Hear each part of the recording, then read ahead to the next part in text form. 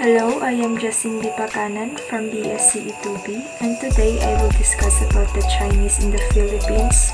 So what are we waiting for? Let's get started. Chinese in the Philippines. During the Spanish times, the Chinese were called Sanglays, and it is derived from the term Shang and Lei, meaning traveling merchant. Since Legazpi and those who succeeded favored Sino-Philippine trade, more trading junks from China came to the Philippines, annually bringing their merchandise like silk, textiles, and porcelain wares.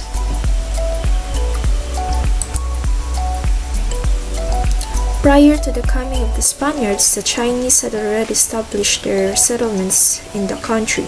The Chinese who were able to learn the styles and techniques from the native craftsmen predominantly occupied the manufacturing of carriages, stone masonry, printing, shoemaking, and tailoring.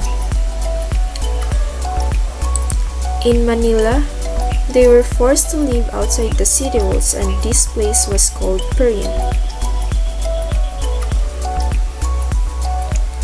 It is erected in 1581 by Governor-General Gonzalo Ronquillo de Peñalosa, and outside Manila, many Chinese engaged in retail trade while others invested in land. Many Chinese settled in the Philippines after the Taiping Rebellion in 1851 to 1864 in China. A number of them were converted to Catholicism and married Filipino women, and their descendants were called Chinese mestizos.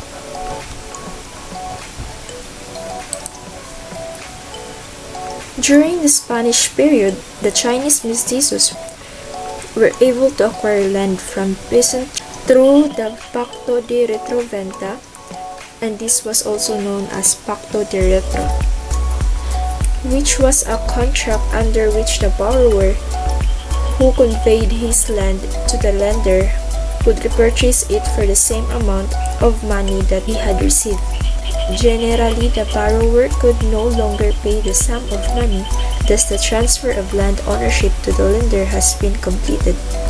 The Chinese in the Philippines had given valuable services to the community, but still, they were not given the fair treatment by the Spanish authorities, owing to their constructive role in the economic development of the country. To discourage Chinese immigration to the country, the Spanish authorities taxed them heavily. They were also taxed twice the amount required of Filipinos because they earned more. The Spanish government encouraged the immigrants to become agricultural laborers, and soon the Chinese gained position in the cash crop economy in the provincial level. The Chinese mestizos could legally change his classification through the dispensa de ley, which involved the transfer of his family to the tax register of the Indies. And the first Chinese threat to Spanish rule in the Philippines was the invasion of Lim Ahong. He appeared in Manila Bay on November 29, 1574, with 62 war junks and shiploads of farming and household goods. And he was in search of a kingdom.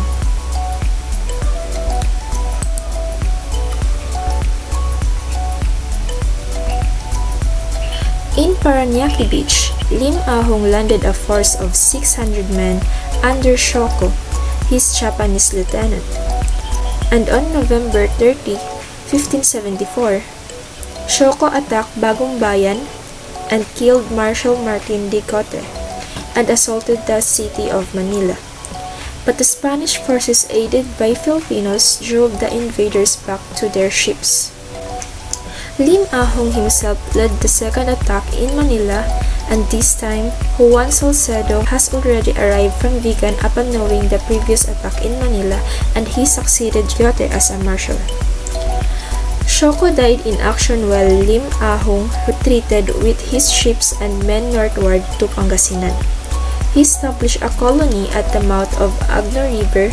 However, Lim Ahong's colony in the Philippines did not last long.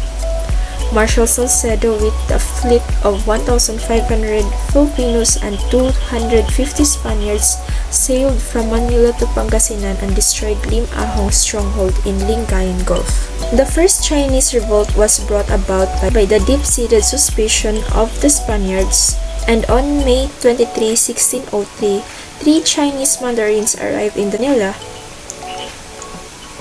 and they wanted to see Chinsan, which was believed to be in Cavite. The Spaniards looked at it as a plausible scheme. After the mandarins had left, the Spaniards strengthened the city defenses, which alarmed the Chinese residents.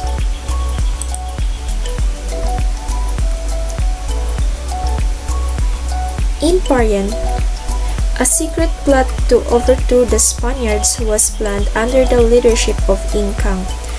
He is a rich Chinese merchant.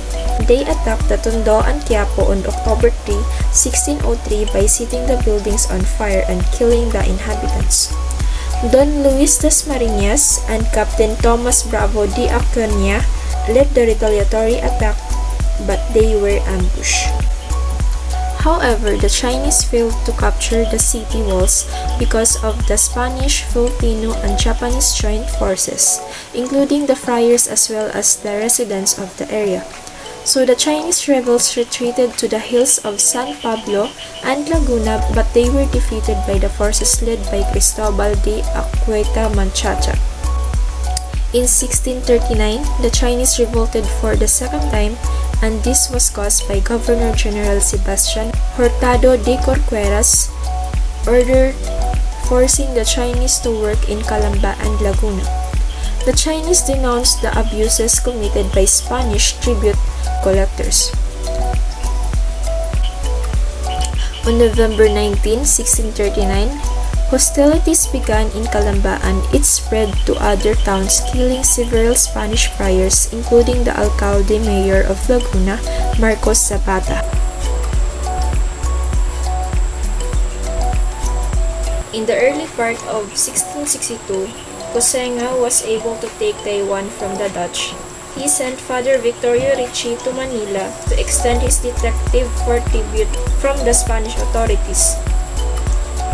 This infuriated Governor General Manrique de Lara, and thus he prepared to drive out all Chinese residents in the country. The Chinese retaliated by burning the district of Santa Cruz. Many Filipinos and Spaniards were killed. An army of 4,000 Pampangueños under Francisco Laksamana came to the rescue and defeated the rebels who had fled to the mountains of Taytay and Antipolo.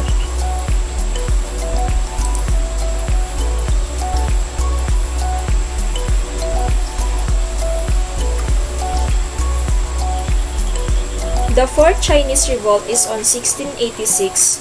It was planned by Teng Ko, a Chinese ex-convict. He was desperate to raise money to return to China. He tried to burn the city of Manila and to loot the churches. His group of rebels attacked in August, starting at the Parian in the house of Don Diego Vivian, the alcalde-mayor. The government forces arrived and looted them. Teng Ko was caught and executed. To put an end to possible Chinese insurrection in the country, the governor in 1729 ordered that all unbaptized Chinese in Manila were to reside in the Parian, and the baptized ones had to reside in Binondo and Santa Cruz. However, when the British came and occupied Manila in 1762, the Chinese collaborated with them to fight the Spaniards. The Chinese in Manila as well as the Chinese in Guagua, Pampanga secretly plotted to massacre the Spaniards on Christmas Eve of December 24, 1762. One of the plotters happened to reveal the plot to his Filipina sweetheart, and the latter relayed the news to Father Jose Salas, the parish priest of Mexico, Pampanga. The Governor General Simon de Anda, who was informed of this plot, led his forces to Guagua on December 20 and crushed the Chinese rebels. This bloody confrontation was considered in Philippine history as the Red Christmas. That's all. Thank you.